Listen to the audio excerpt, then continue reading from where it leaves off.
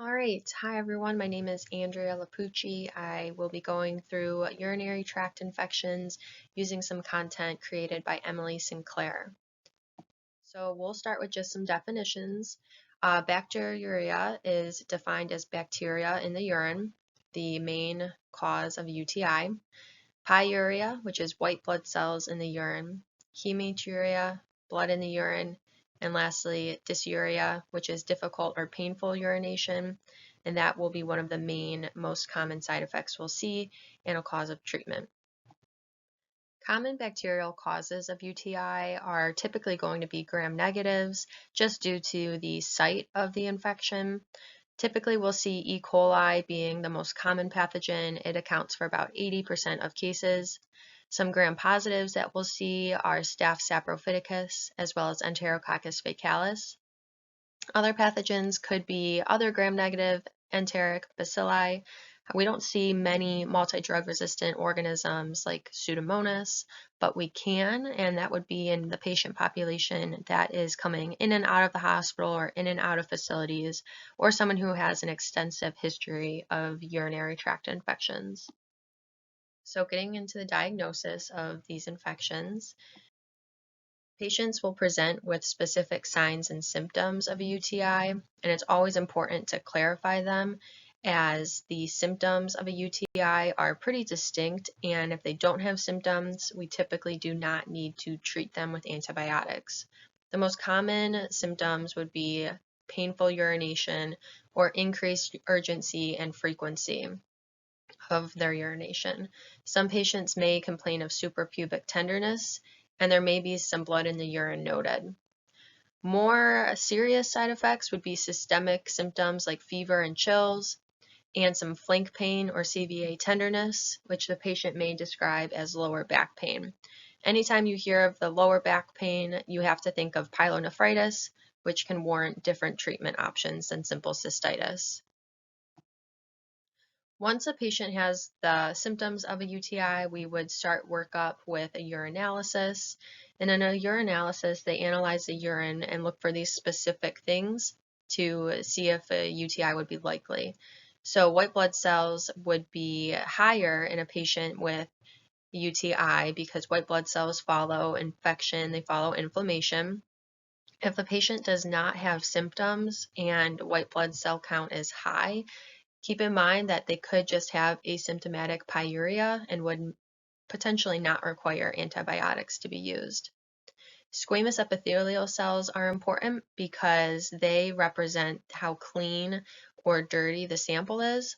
So a higher squamous epithelial cell count indicates that the patient did not do a good job collecting it and it's contaminated. So there could be bacteria growing or found that are likely not actually causing infection.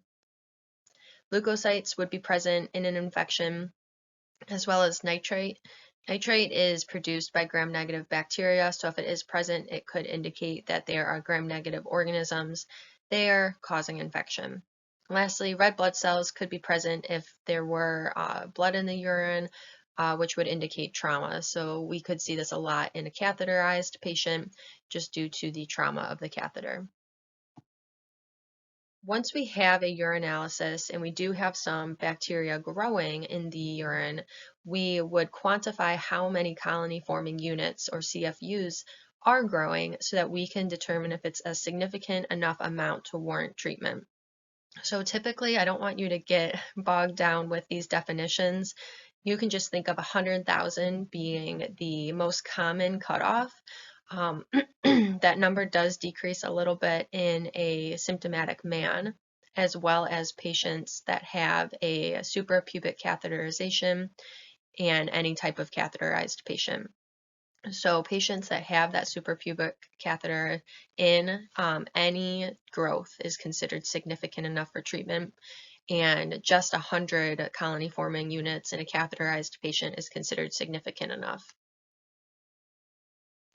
Moving into some of the treatment options, you'll see that with simple uncomplicated cystitis, treatment is relatively straightforward. Our recommended agents would be trimethoprim sulfamethoxazole, 160 and 800, so double strength tablet. Brand name of this medication is Bactrim, and it works to reduce folate production in the bacteria, and it is bactericidal for UTIs. It's just a 3-day course, so it's relatively easy. Another option for patients would be nitrofurantoin or macrobid, 100 milligrams twice a day for 5 days. There are 2 different formulations of nitrofurantoin that I want you to be aware of. There is the monohydrate and the crystal formulation. The macrobid brand name is associated with a combination of those 2 salt forms of nitrofurantoin, and it's dosed twice a day. So if you remember that by macrobid, BID, twice a day, that's how I remember that. The macrodantin brand name is a formulation of just the macro crystals. So that one is typically dosed 4 times daily, so it's not used as much just because that's complicated for patients to do. Another option for simple cystitis is fosfomycin, which is super easy, just a one-time dose. It can be used in some gram-negative resistant bacteria, specifically like an ESBL, E. coli organism. And again, it's just a one-time oral dose, making it very easy to use. If the above options aren't applicable for the patient or they can't be used because of contraindications or side effects, you could consider a fluoroquinolone, such as ciprofloxacin or levofloxacin, and these do have a shorter treatment duration of only 3 days. Other options you could consider are beta-lactams, specifically Keflex twice daily.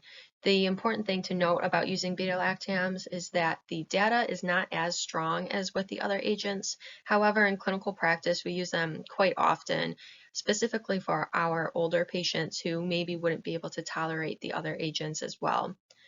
The other thing to note with beta-lactams is that they do have to be used for the full 7 days of therapy, and that would be across the board with them. All right, some things to consider about the antibiotics from the previous slide are a patient's specific allergies, their renal function, and their insurance, as well as anything else specific to the drug and the patient. Some key things to keep in mind with nitrofurantoin, it is contraindicated with a creatinine clearance less than 30, as well as with an upper urinary tract infection. So nitrofurantoin should only be used for simple cystitis. So in patients with poor renal function, the nitrofurantoin isn't actually excreted as well, and so it's not getting where it needs to get, and it's not getting reduced into its active metabolites to have the effect on the bacteria in the bladder. Very similar reason is why it's not used for like a pyelonephritis, and why it's only used for cystitis is because it cannot reach up into the kidneys, it can only reach the bladder. So those are 2 important things to know about nitrofurantoin.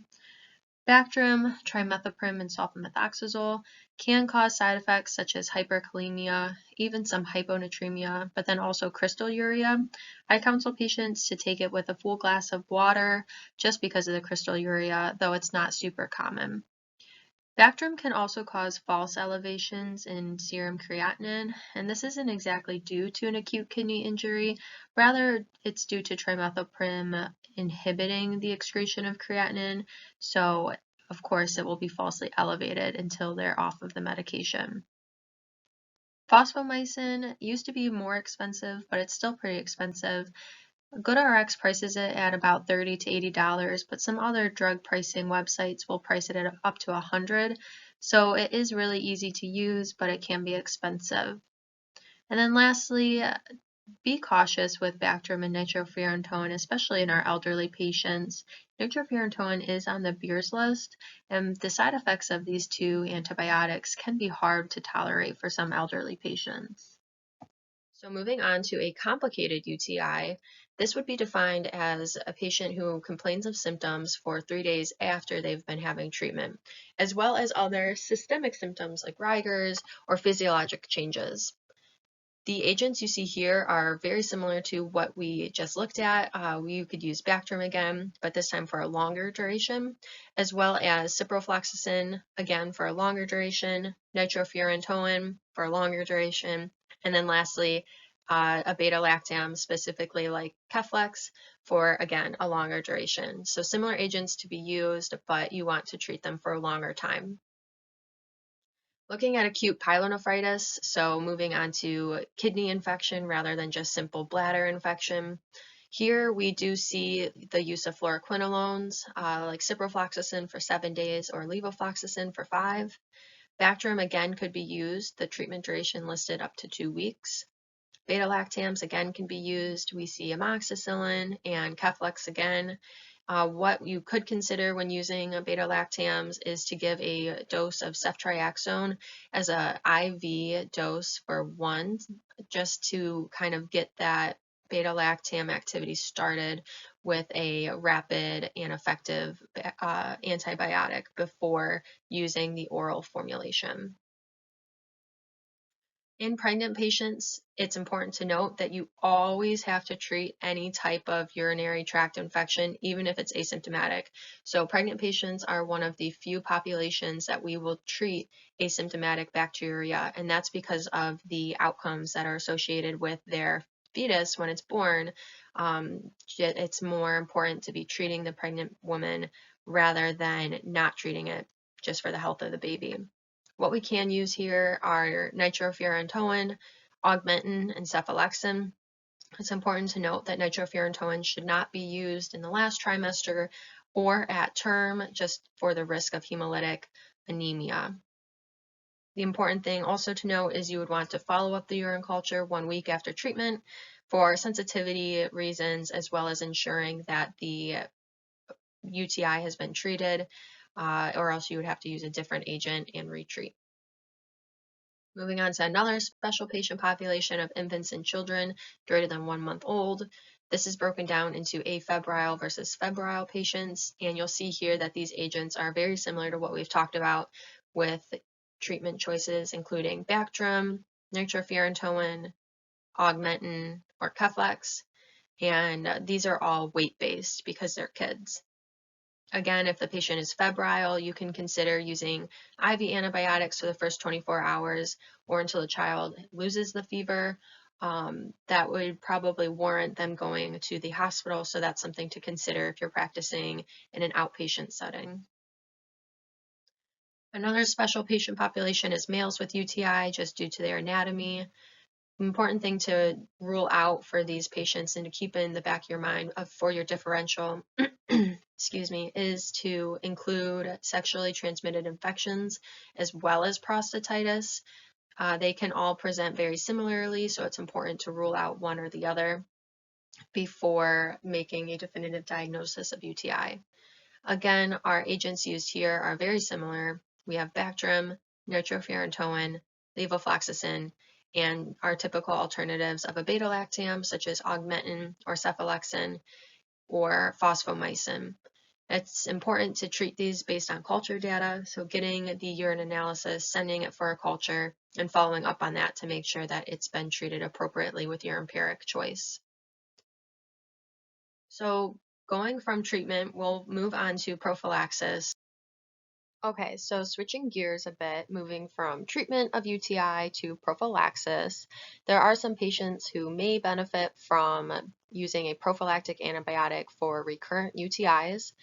This would be women that are postmenopausal who are having at least 3 culture positive symptomatic UTIs in the past year, or 2 UTIs in 6 months. Another patient population would be younger women who are having at least 3 culture positive UTIs in the past year. There is some questionable benefit of prophylaxis, as well as some questionable indication of which antibiotic should be used. However, there are some patients that will benefit from it if they're having recurrent UTIs. Options for prophylaxis are to start with patient education. If they are using spermicides, they should be cautioned to avoid them, and they should also increase their fluid intake so we can facilitate the reduction of bacterial load in the urinary tract just by increasing urination. Prophylactic antibiotics to be considered are those that we typically see of our first-line agents, just at a lower dose. If a woman finds that her UTIs are associated with intercourse, she could consider the use of a postcoital antibiotic, which is just a single dose of the antibiotic right after intercourse. Again, this is our first-line agent that we typically would use, just at a lower dose, so we could consider nitrofurantoin, Bactrim, trimethoprim alone, or cephalexin. If it's a recurrent UTI not associated with intercourse, again, we could consider Bacterial, this time dosed every day at a lower dose or 3 times weekly, trimethoprim, nitrofurantoin, or cephalexin. We could also consider methenamine hippurate, but twice daily dosing can be a big burden just for a prophylactic antibiotic. Lastly, postmenopausal women could consider intravaginal estrogen instead of an antibiotic.